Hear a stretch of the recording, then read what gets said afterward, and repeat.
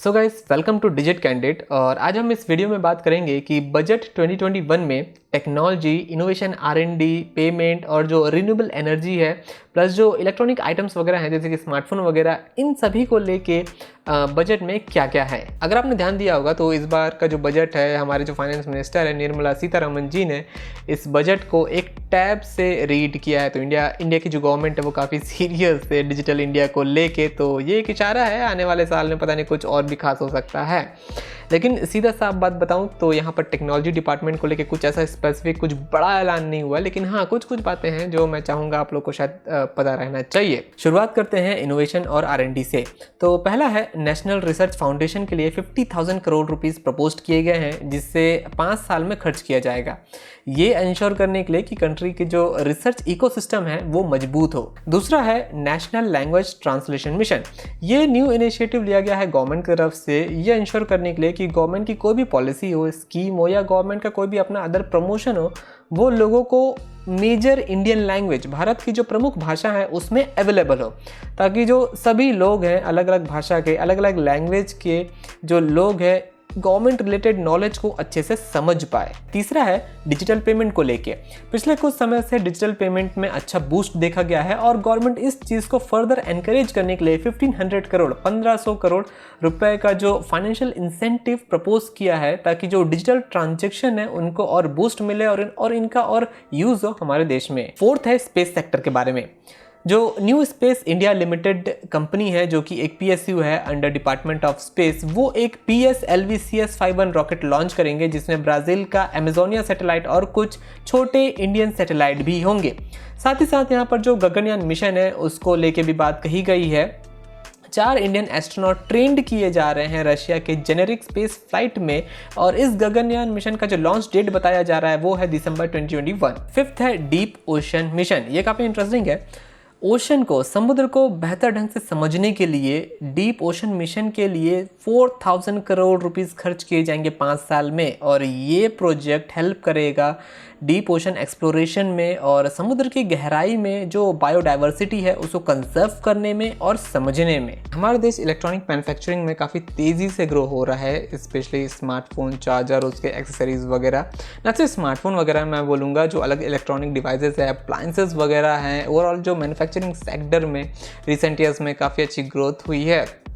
तो यहाँ पर बजट 2021 में हुआ ये है कि जो गवर्नमेंट है वो स्मार्टफोन के कुछ पार्ट्स में और चार्जर्स वगैरह में जो इंपोर्ट ड्यूटीज़ है उसको 0% से बढ़ा के कर दिया गया है 2.5%। तो जहाँ पर पहले कुछ नहीं टैक्स लगता था, अब वहाँ पर 2.5% का टैक्स लग रहा है सामान इंपोर्ट करने में। अब ये बहुत बड़ा इंक्रीमेंट तो नहीं है, लेकिन हाँ इंक्रीज़ हुआ है, तो इसका असर हमें नियर फ्यूचर डिवाइसेस में देखने को ज़रूर मिलेगा उनके प्राइस में।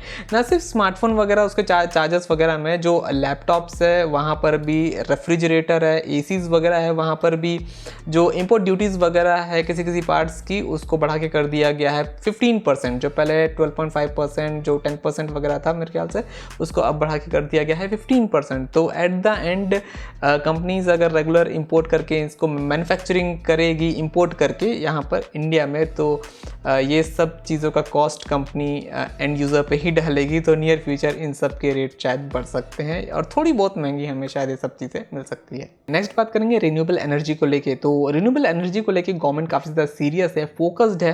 रिसेंटली हमने टेस्ला के बारे में भी बात करी थी कि गवर्नमेंट कैसे इलेक्ट्रिक कार को एनकरेज करके जो इंडिया का जो पोल्यूशन है उसको कम करना चाहती है। वैसे ही रिन्यूएबल एनर्जी को यूज़ करके, इन एनर्जी सोर्सेज को यूज़ करके गवर्नमेंट जो है कंट्री का जो पोल्यूशन लेवल है उसे काफ़ी हद तक कम करना चाहती है। और सोलार एनर्जी को लेके इंडिया के काफ़ी बड़े बड़े प्रॉमिसेस भी हैं। तो यहाँ पर सोलार सेल और सोलार पैनल की जो प्रोडक्शन कैपेसिटी बढ़ाने के लिए, डोमेस्टिक प्रोडक्शन कैपेसिटी बढ़ाने के लिए और जो डोमेस्टिक प्रोडक्शन एनकरेज करने के लिए यहाँ पर कुछ टैक्सेस बढ़ाए गए हैं सोलार इन्वर्टर और सोलार लालटेन में। सोलार इन्वर्टर में टैक्स 5% से बढ़ा के कर दिया गया है 20%, और सोलार लालटेन में 5% से बढ़ा के कर दिया गया है 15%। तो सोलार इन्वर्टर और सोलार लालटेन दोनों आने वाले समय में महंगे हो जाएंगे। और मैं बोलता हूँ कि अगर जो एक्स्ट्रा टैक्स कलेक्शन का पैसा है वो अगर सही जगह सही तरीके से इन्वेस्ट होता है, और नियर फ्यूचर हमें ये सब चीज़ें काफ़ी सस्ती मिलेंगी, अच्छे रेट में मिलेगी और काफ़ी लोगों के पहुँच में होगा। और इससे इंडिया का काफ़ी बड़ा फ्यूचर जुड़ा हुआ है सोलार एनर्जी को लेके। तो आई होप ये एक सही डायरेक्शन में जाएगा और बाद में हमें ज़रूर फ़ायदा पहुंचाएगा। टैक्स कलेक्शन की बात करूं तो यहाँ पर GSTN नेटवर्क को एनहांस कर दिया गया है। जब GST लागू हुआ था तो यहाँ पर कुछ लोगों ने इसे क्रिटिसाइज़ किया था, कुछ लोगों ने इसे काफ़ी अच्छा बताया था, और जो ओवरऑल जो इकोनॉमी थी, जो मार्केट था, वो थोड़ा सा डाउन टाइप का चले गया था। और जब भी हम इस टाइप की चीज़ों में ट्रांजिशन करते हैं, यानी कुछ बड़ी चीज़ में ट्रांजिशन होता है, मूव होता है, तो ये सब चीज़ें हमें ज़रूर देखने को मिलती हैं। लेकिन यहाँ पर इकोनॉमिस्ट का कहना था कि लॉन्ग रन में, लंबे समय में ये जो GST है वो इंडिया की इकोनॉमी को काफ़ी ज़्यादा अच्छे से सपोर्ट करेगा और ये फ़ायदा पहुँचाएगा। खैर उसके ऊपर तो काम चल ही रहा है। यहाँ पर गवर्नमेंट ने GST सिस्टम में डीप एनालिटिक्स और आर्टिफिशियल इंटेलिजेंस को इंटीग्रेट कर दिया है ताकि जो फेक बिलर है, जो टैक्स चोरी करते हैं, उनको आइडेंटिफाई किया जा सके और उनके अगेंस्ट टाइम पे एक्शन लिया जा सके। ये देखिए काफ़ी अच्छा लगा कि जो गवर्नमेंट है वो GST नेटवर्क है, GST पूरा जो सिस्टम है उसको स्ट्रॉन्ग बनाने के लिए एडवांस टेक्नोलॉजी यूज़ कर रही है, जैसे कि AI, डीप लर्निंग, ये सब चीज़ काफ़ी ज़्यादा हेल्प करेंगी नियर फ्यूचर। और ओवरऑल जब टैक्स कलेक्शन अच्छा होगा तो ये ओवरऑल जो कंट्री का जो इकोनॉमी है उसे काफ़ी अच्छे से बूस्ट करेगा। सो गाइस यही कुछ शेयर करना था आप लोगों के साथ, और यहाँ पर मैं कोई बजट के प्रोज कॉन्स नहीं बता रहा हूँ, बस जो था वो मैं आप लोगों के साथ शेयर कर रहा हूँ। मुझे ऐसा लग रहा था कि जो इंटरनेट पे जो टैक्सेस वगैरह है उसे गवर्नमेंट रिड्यूस करेगी थोड़ा, जिस हिसाब से जो डेटा कंजम्पशन इंडिया में बढ़ा है ड्यूरिंग लॉकडाउन, एजुकेशनल पर्पज से लेके वर्क फ्रॉम होम और बाकी सब दुनिया भर का है, तो लेकिन ऐसा कुछ हुआ नहीं है। जो डेटा के प्राइजेस हैं, जो टैक्सेस वगैरह हैं, वो एज इट इज़ वैसे ही हैं।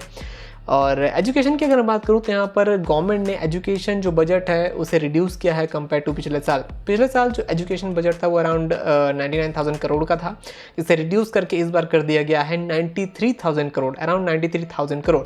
आई डोंट नो वाई कि एजुकेशन में बजट क्यों रिड्यूस किया गया है, क्योंकि हर साल ये जो बजट है एजुकेशन के लिए उसे इंक्रीज़ करना चाहिए, लेकिन इस साल उसे रिड्यूस किया गया है। और स्मार्ट क्लासेस और बाकी जो अदर जो टेक्नोलॉजी को एजुकेशन में कैसे इंटीग्रेट करके साथ में यूज़ किया जा सके, और इन सब के बारे में कोई ज़्यादा कुछ खास बात हुआ नहीं है, और मुझे ऐसा लग रहा है कि इनके बारे में कुछ खास बात होनी चाहिए थी।